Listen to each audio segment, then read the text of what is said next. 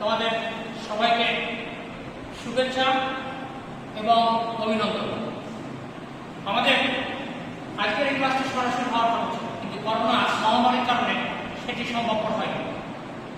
সরকারি নির্দেশনা অনুযায়ী জুম অ্যাপে ক্লাস নেওয়ার নির্দেশনা ছিল, কিন্তু জুম অ্যাপে ক্লাস নিতে গিয়ে আমাদেরকে বেশ কিছু বিড়ম্বনায় পড়তে হয়েছে, যেখানে নেটওয়ার্কের প্রবলেমের কারণে, সমস্যার কারণে আমরা বহু সংখ্যক ছেলে মেয়েকে সম্পৃক্ত করতে পারি। আর যারা সম্পৃক্ত হয়েছে তারাও আমাদের কথাবার্তা বা তাদেরকে আমরা সেভাবে পাইনি। এই নেটওয়ার্কের দুর্বলতার কারণে জুম অ্যাপে ক্লাস নেওয়ার সিদ্ধান্ত থেকে একটু সরে এসেছি। এর অংশ হিসেবে আমি অনলাইন ক্লাস সরাসরি নিতে চলেছি। আজকে আমরা হিসাব বিজ্ঞান প্রথম পত্র, যার কোড 253 এর প্রথম অধ্যায় আলোচনা করব। আজকে আমরা এই আলোচনা থেকে যে বিষয়গুলো অবগত হব সেই বিষয়ে তোমাদের সবার দৃষ্টি আকর্ষণ করছি। আজকে আমরা যেটা জানবো, হিসাব বিজ্ঞান শব্দের উৎপত্তি। 2 নম্বর, হিসাব বিজ্ঞান কি বা হিসাব বিজ্ঞান বলতে কি বোঝায়। 3, হিসাব বিজ্ঞানকে আরো যে যে নামে আখ্যা দেওয়া হয়, অর্থাৎ হিসাব বিজ্ঞানকে আরো যে যে নামে বলা যেতে পারে, যে যে নাম হিসেবে অভিহিত করা যেতে পারে। 4, হিসাব বিজ্ঞানের উদ্দেশ্য। এবং আজকে সর্বশেষ যে আলোচনাটি, সেটা হল হিসাব বিজ্ঞান তত্ত্বের ব্যবহারকারী সম্পর্কে।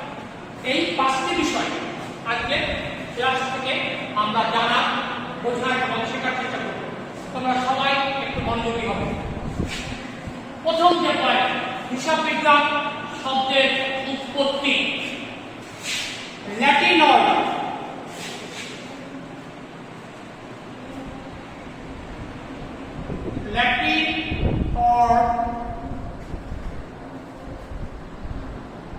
ল্যাটিন শব্দ ক্যালকুলি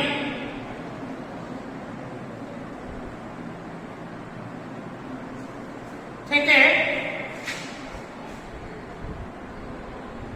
ইংরেজি অ্যাকাউন্টিং শব্দটির উৎপত্তি। এই অ্যাকাউন্টিং শব্দের বাংলা পরিভাষা হচ্ছে হিসাব বিজ্ঞান। হিসাব বিজ্ঞান একটি একক শব্দ। ক্যালকুলি,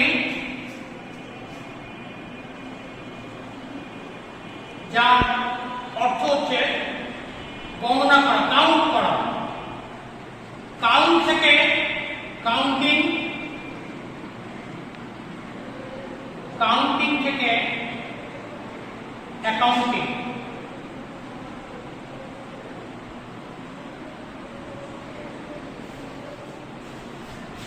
আমরা অনেকে বলি হিসাব বিজ্ঞান শব্দটি ল্যাটিন ও ক্যালকুলি থেকে উৎপত্তি হয়েছে বলে হিসাব বিজ্ঞানীরা বলে থাকে। আর এই ক্যালকুলি শব্দের বাংলা আবিধানিক অর্থ হচ্ছে গণনা করা, ইংরেজিতে কাউন্ট। এই কাউন্ট শব্দটি থেকে উৎপত্তি হয়েছে কাউন্টিং, এবং কাউন্টিং থেকে অ্যাকাউন্টিং শব্দের উদ্ভব হয়েছে বলে হিসাব বিজ্ঞানীরা বলে থাকে। এরপর আমরা দেখব আমাদের আজকের আলোচনার তৃতীয় পয়েন্ট, অর্থাৎ হিসাব বিজ্ঞান কি। আমরা যদি এক কথায় বলতে চাই, হিসাব বিজ্ঞান হচ্ছে একটি তথ্য প্রক্রিয়া। এটা হচ্ছে হিসাব বিজ্ঞানের এক কথার উত্তর। এখন তথ্য প্রক্রিয়া, ইংরেজিতে বলা হয় ইনফরমেশন সিস্টেম। আমি যদি একটু বিশদভাবে ব্যাখ্যা করতে চাই, তাহলে হিসাব বিজ্ঞান হচ্ছে যে প্রক্রিয়ার মধ্য দিয়ে ব্যবসায়িক প্রতিষ্ঠানের আর্থিক তথ্য বিভিন্ন শ্রেণীর ব্যবহারকারীদের সিদ্ধান্ত গ্রহণ উপযোগী করবার জন্য আর্থিক তথ্য সরবরাহ করা হয়, সেই প্রক্রিয়া বা পদ্ধতিকে হিসাব বিজ্ঞান বলে। আবার বলি, যে প্রক্রিয়ার মধ্য দিয়ে ব্যবসায়ের আর্থিক তথ্যসমূহ বিভিন্ন শ্রেণীর ব্যবহারকারীদের সিদ্ধান্ত গ্রহণের জন্য আমরা সরবরাহ করে থাকি, সেই প্রক্রিয়া বা পদ্ধতিটি হচ্ছে হিসাব বিজ্ঞান। হিসাব বিজ্ঞানকে আরো যে নামে আখ্যা দেওয়া হয়, হিসাব বিজ্ঞানকে বিজ্ঞান বলে। হিসাব বিজ্ঞান হচ্ছে একটি বিজ্ঞান। হিসাব বিজ্ঞানকে কলা বলা হয়। হিসাব বিজ্ঞান একটি কলা। হিসাব বিজ্ঞানকে সামাজিক বিজ্ঞান বলা হয়।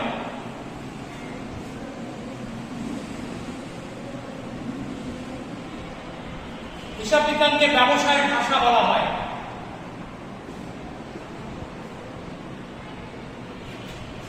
হিসাব বিজ্ঞান, বর্তমানে হিসাব বিজ্ঞান হচ্ছে একটি তথ্য প্রক্রিয়া।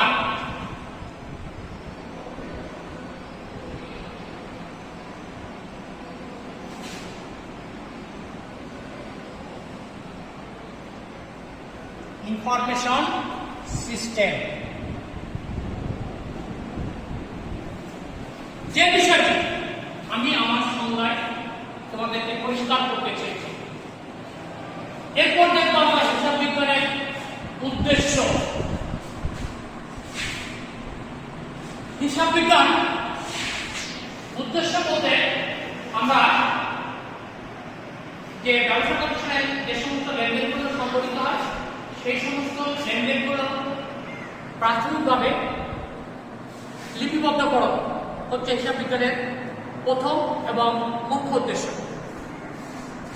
2 নম্বর, আর্থিক ফলাফল নির্ণয়।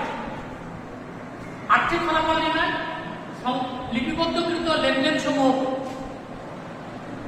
আমরা আয় বিবরণীর মাধ্যমে লাভ বা ক্ষতির পরিমাণ নির্ণয় করি, যা থেকে আমরা ব্যবসা প্রতিষ্ঠানের লাভ বা ক্ষতির পরিমাণ জানতে পারি। দ্বিতীয় হচ্ছে আর্থিক অবস্থা নিরূপণ, অর্থাৎ ব্যবসা প্রতিষ্ঠানের মোট সম্পদ, দায়, মালিকানা সত্ত্ব পরিমাণ আমরা আর্থিক অবস্থার বিবরণী থেকে জানতে পারি।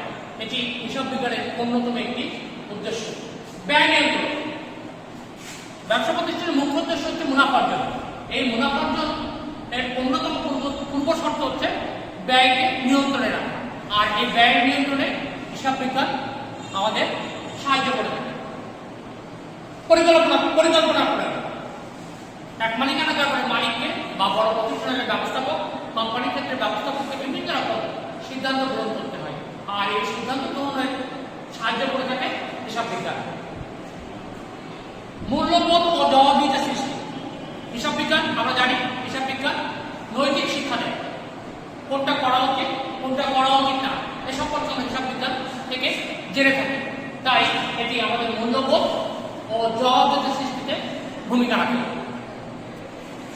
একটা প্রতিষ্ঠানের বিক্রয় মূল্য কত হবে, কতটা হলে আমাদের কাঙ্ক্ষিত মুনাফা অর্জন করতে পারবো, এ সম্পর্কে আমরা হিসাব বিজ্ঞান সম্পর্কে তথ্য পেয়ে থাকি। আমরা হিসাব বিজ্ঞানের তথ্য সম্পর্কে অবগত হলাম। এখন আমরা দেখব হিসাব বিজ্ঞানের তথ্যের ব্যবহারকারী সম্পর্কে। এই প্রসঙ্গে আমি আরেকটা জিনিস বলে নিই তোমাদের অবগতির জন্য। সেটি হচ্ছে, আমি একটু আগে বলেছি যে হিসাব বিজ্ঞান একটি তথ্য প্রক্রিয়া। এই যে প্রক্রিয়া, এই প্রক্রিয়াটি যেভাবে সম্পাদিত হয় আমি একটি ছকের মাধ্যমে তোমাদের সামনে উপস্থাপন করার চেষ্টা করব।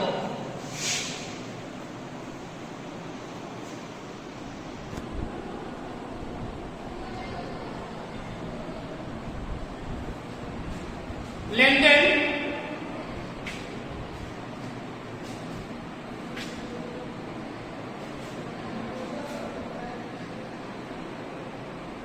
লিপিবদ্ধকরণ,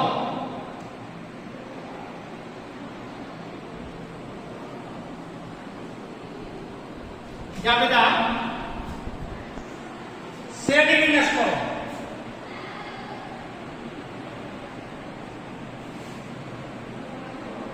খতিয়ান,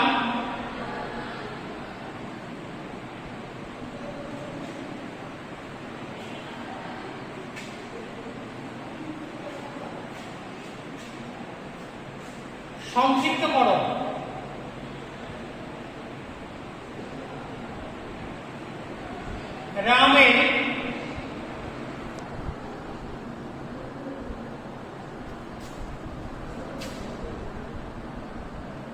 আর্থিক ফলাফল নির্ণয়।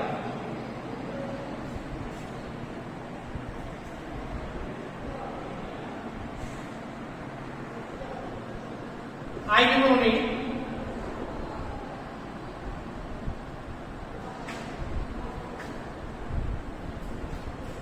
আর্থিক অবস্থা নির্ণয়।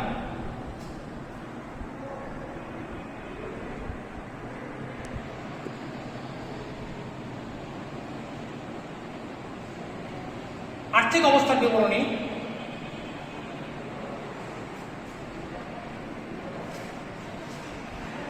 আর্থিক অবস্থার বিবরণী প্রস্তুত এবং বিশ্লেষণ ও ব্যাখ্যা। বিভিন্ন শ্রেণীর ব্যবহারকারীদের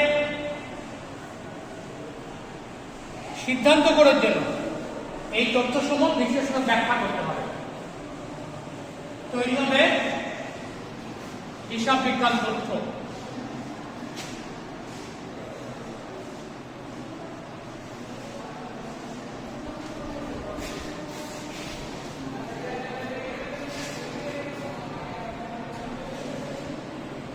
হিসাব বিজ্ঞান হচ্ছে একটি প্রক্রিয়া, আর এই প্রক্রিয়াটা হচ্ছে লেনদেন চিহ্নিত করবার পর তারিখের ক্রম অনুসারে আমার হিসাবের প্রাথমিক জাবেদা লিপিবদ্ধ করব।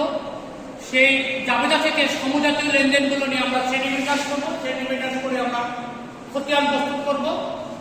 খতিয়ান থেকে আমরা হিসাবের গাণিতিক শুদ্ধতা যাচাই করবার জন্য বা সংক্ষিপ্তকরণ করার জন্য র্যামিল প্রস্তুত করব। র্যামিল থেকে প্রয়োজনীয় সমন্বয়ের সাহায্যে আমরা আর্থিক ফলাফল জানার জন্য আয় বিবরণী এবং ব্যবসায়ের সম্পদ দায় মালিকানা সত্ত্বের পরিমাণ নির্ণয়ের জন্য আর্থিক অবস্থার বিবরণী এবং সেগুলো বিশ্লেষণ ব্যাখ্যা করে আমরা হিসাব বিজ্ঞান তথ্যে রূপান্তর করব।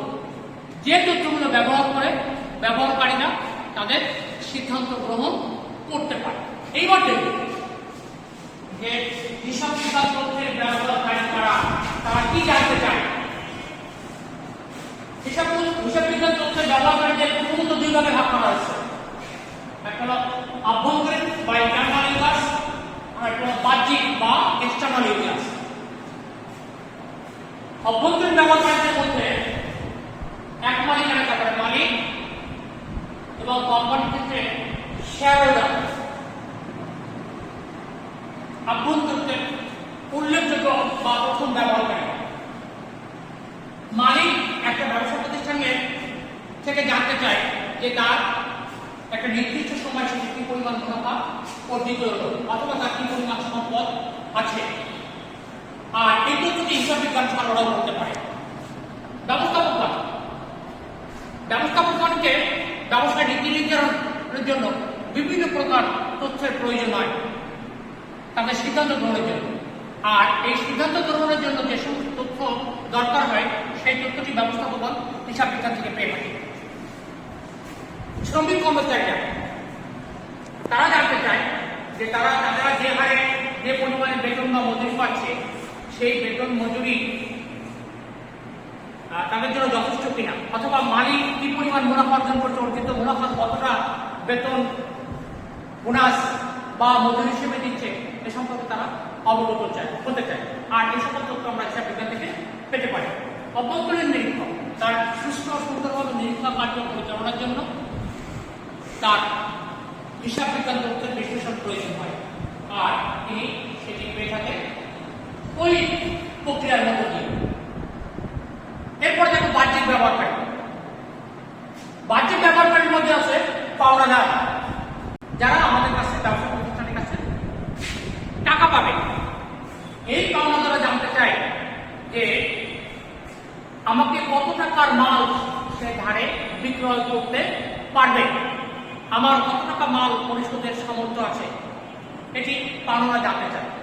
সময় মতো তাদের টাকা ব্যবসা প্রতিষ্ঠান সরবরাহ করতে পারবে কিনা, সক্ষম কিনা, এটি পাওনাদার জানতে চায়। ঋণদানকারী প্রতিষ্ঠান, একটা ঋণদানকারী প্রতিষ্ঠান, ব্যাংক বা বেসরকারি প্রতিষ্ঠান, তাদের তথ্যের প্রয়োজন হয় যে ওই প্রতিষ্ঠান থেকে কত টাকা ঋণ দিলে সে সুদ আসল সহ পরিশোধ করতে পারবে। এরপরে সরকারকে বিভিন্ন সিদ্ধান্ত গ্রহণের জন্য ব্যবসায় গতি সম্পর্কে